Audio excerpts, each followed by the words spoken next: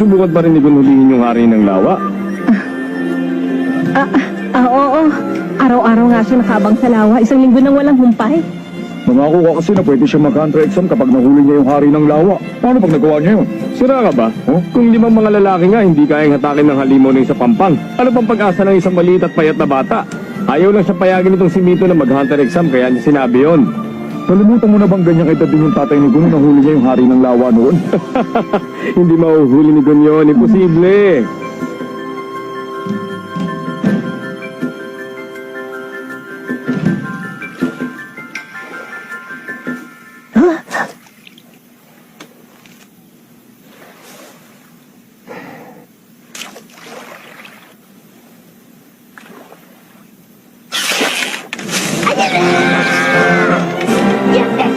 Huli rin kitang tumakas!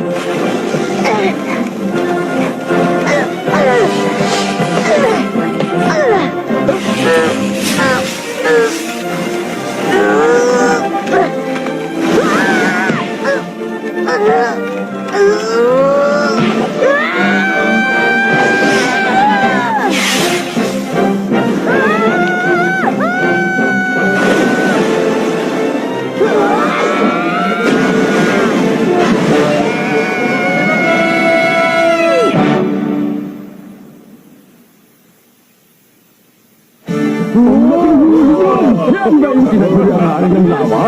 Dalawang puntaw din natin hindi nakita yan ah. Sabi sa inyo eh. Tatay din ni Gun na nahuli niyang dati. Nga silang mag-ama. Nahuli na ni Gun. Hindi ko makapaniwalang nahuli niya talaga. Makita mo ba ito, Mito?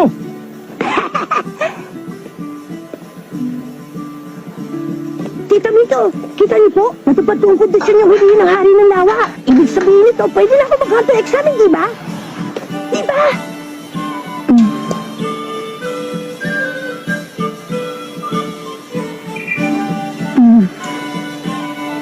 Gagalingan ko po, asahan niyo yun. Magiging hunter din ako, pangako!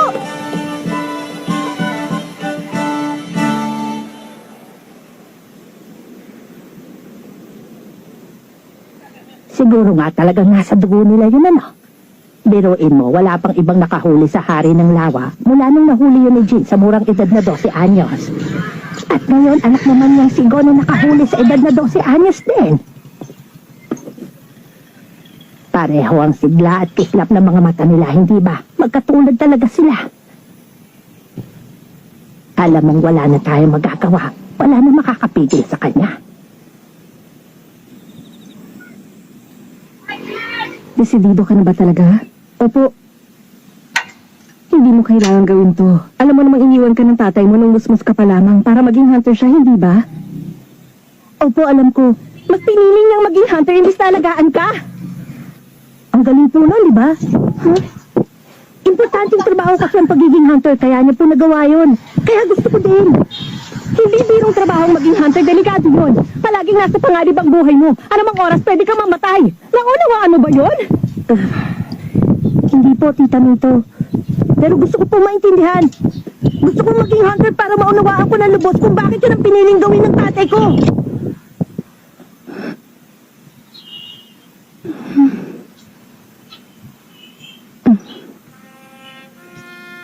Ay, suko na ako. Mana ka talaga sa kanya.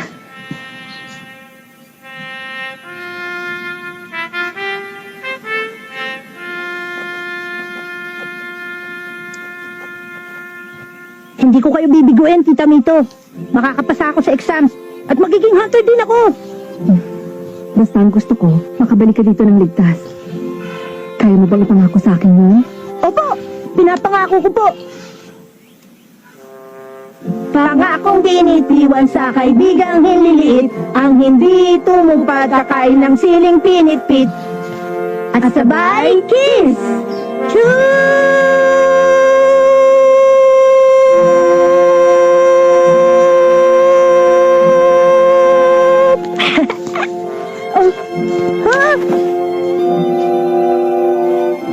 Gon.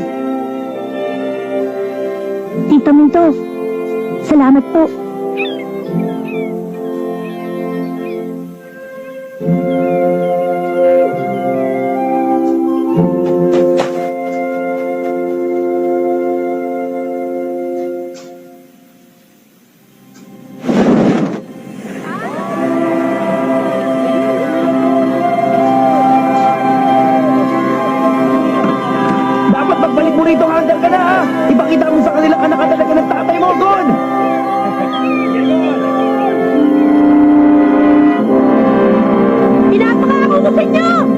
pinakamagaling na hunter ako sa buong mundo! At kapag naging number 1 na ako, babalik ako! Kaya hintayin niyo ang araw na yan!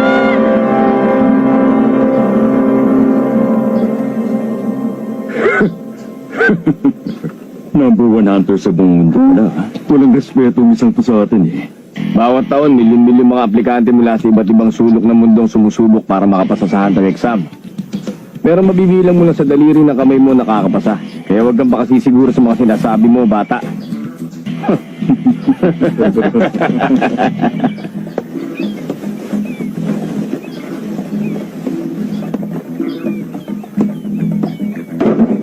Ano ka ba naman, Katso? Paano ka magiging descending bandaragat yan kung palagi ka nalang lalampa-lampa?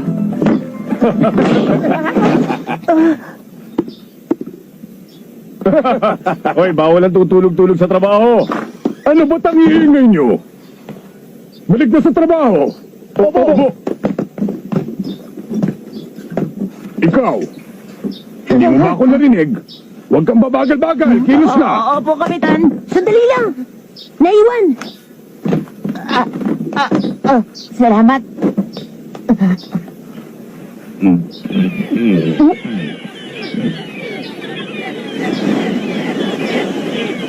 May paparating na bagyo. Paano mo naman nalaman yun, bata? Kasi po, yun ang sinasabi ng mga ibon. Talaga? At saka...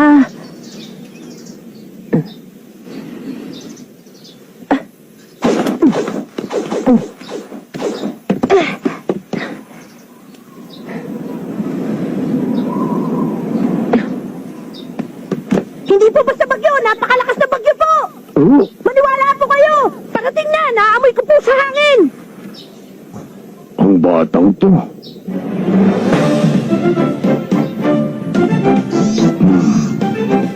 Ang mga matang yan, maaari kaya saang...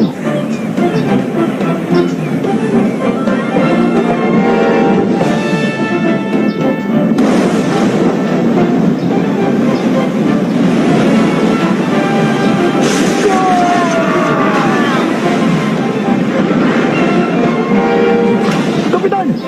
Hindi niyo ba matataglan ng mastil natin ang hangin? Kailangan ibaba na ang mga layag! Huwag mong ibababa!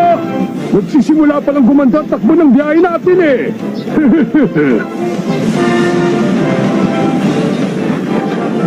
Kapit ng maigi! Totong liko sa kaliwa!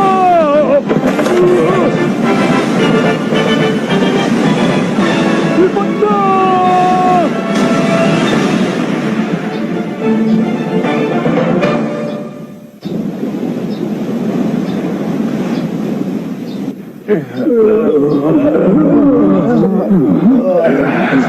Wala naman palang sinabi sa akin ng bagyong yun eh. Oy! Ikaw muna sa timon. Ay, opo! Pambihira! Ang lambot naman ng tripulanting napunta sa barkong to. Pati mga aplikante, wala ni isang makatayo. Kung dito palang natalo na kayo ng isang maliit na bagyo, sumuko na kayo sa hunter exam. Ay, mabuti pa magsiwi na lang kayo. Eto, may gamot pa po ako dito. Kapag niluya niyo yan, bubuti ang pakiramdam niyo. Tubig. Ikukuha ko yun ng tubig, sandali lang. Ang batang yun na naman.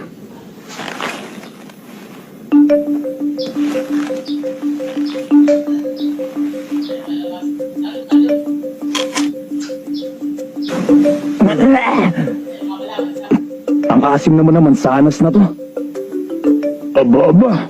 Mukhang may iilan din palang tigasin na naligaw dito sa barkong to ngayon ha. Makikiraan po.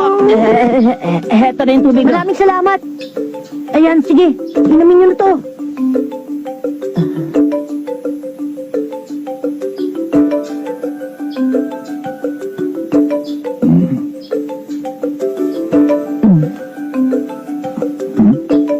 Eto na ang baso. Salamat ulit sa tulong, Kuya Katsuo.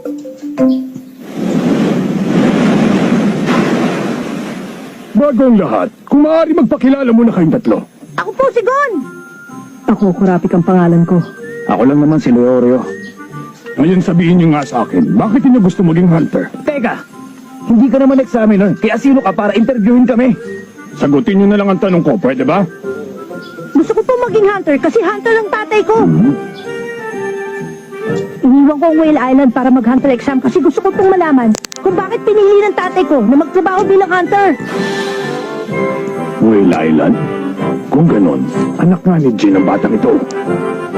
Sa wakas, dumating na rin ang takdang panahon. Hoy bata! Ha? Hindi mo dapat basta sinasagot ang mga tanong niya.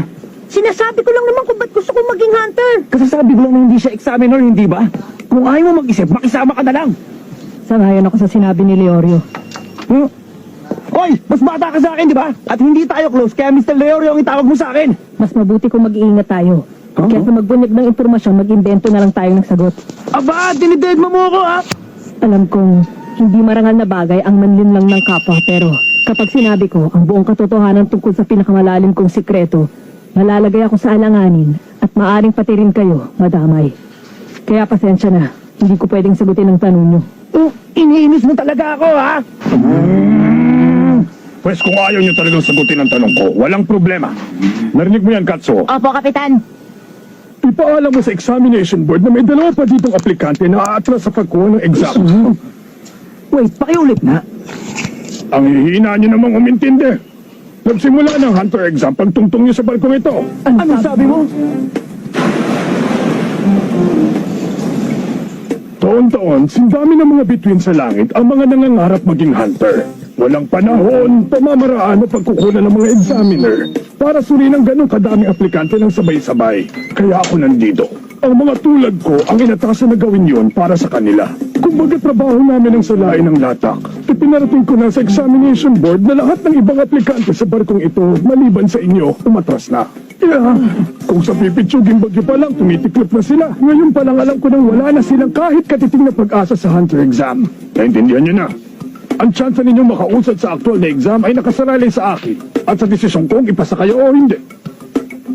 Kaya ang payo ko, pag-isipan ninyong mabuti ang isasagot niyo sa akin.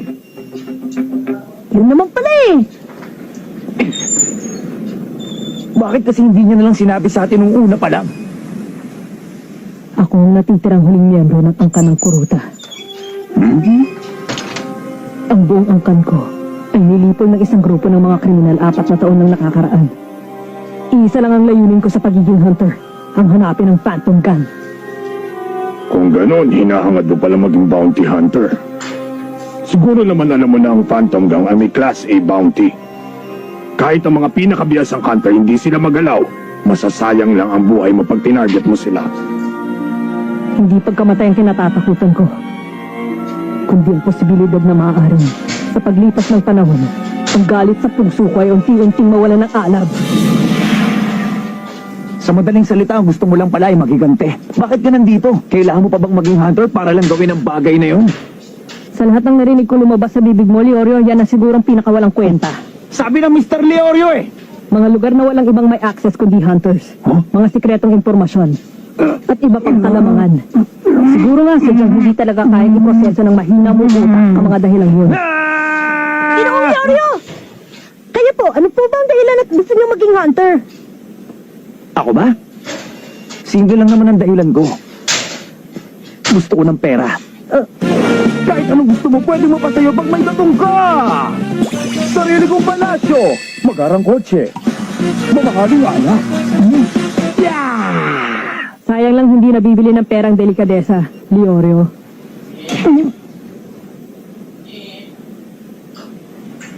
Naka-strike 3 ka na.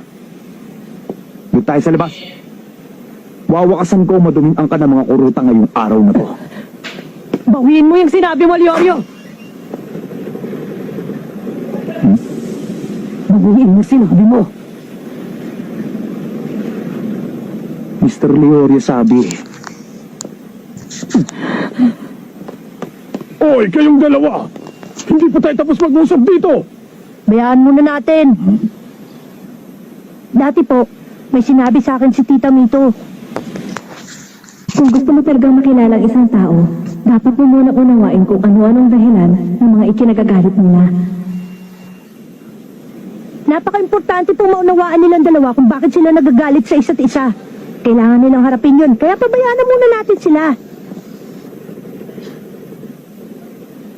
Kapitan! Doon! Tingnan niyo po!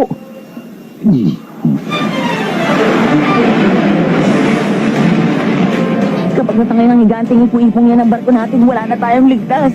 Ibaba niyo ang mga layag! Opo, sama ako, tutulong ako. Sige, sumunod ka sa akin. Oo, doon ka! Ako nang bahala dito! Opo! Totally ko sa kanon! Sige lang! Sige lang, hila mo! Makakita na tayo ng ibu-ibo!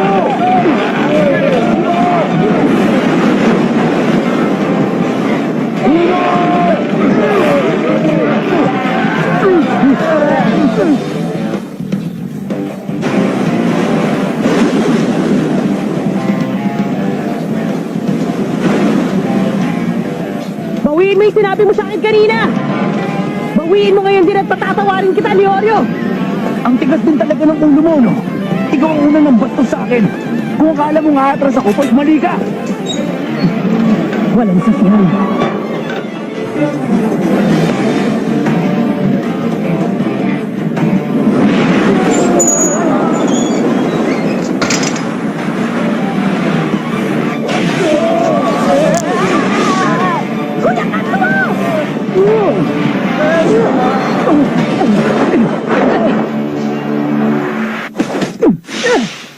Kainis!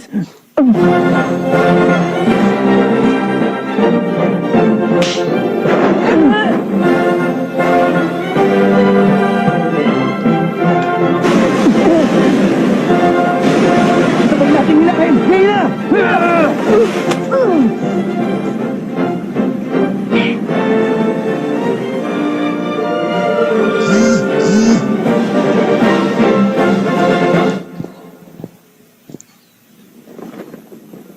Baliw ka ba talaga? Mabuti na lang at nahuli namin ang mga paa mo. Kundi malamang sa tiyan ng pating ka namin pupulutin ngayon. Ikaw talaga, Gon. Mapanganib yung ginawa mong yun. Pero okay naman ang kinalabasan, di ba? Oo. Nahuli niyo ako. Sabay na sabay pa nga kayo eh. Oo nga, pero kahit na. Gon! Kuya Katsuo! Salamat niligtas mo ako, Gon. Utang ko sa iyo ang buhay ko. Oo, pero hindi ko nagawa yun na mag-isa. Niligtas na kita, pero niligtas naman nila tayo. Maraming salamat po sa inyo. Wala yun, no? Huwag ka nang magpasalamat. Wala yun. Ang totoo, masaya kami at ligtas ka. Oo nga po. Salamat po uli. Sige, balik na ako sa estasyon ko.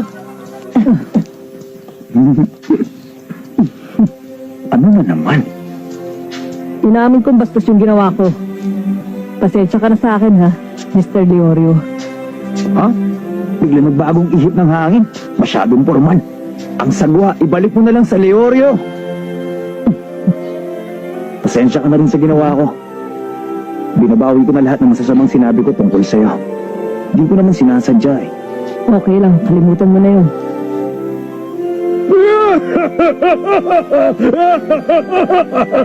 Nakakatuwa naman! Nagugustuhan ko na kayo! Bueno! Relax lang kayo dyan at enjoy ng biyahe! Ako nang bahalang magdala sa inyo sa daungan na pinakamalapit sa lugar ng Hunter Exams! Talaga po? Paano po yung pagsubok niyo? Sabi ko naman sa inyo, ako magpapasya kung pasado kayo o hindi. At para sa akin, pasado kayong tatlo!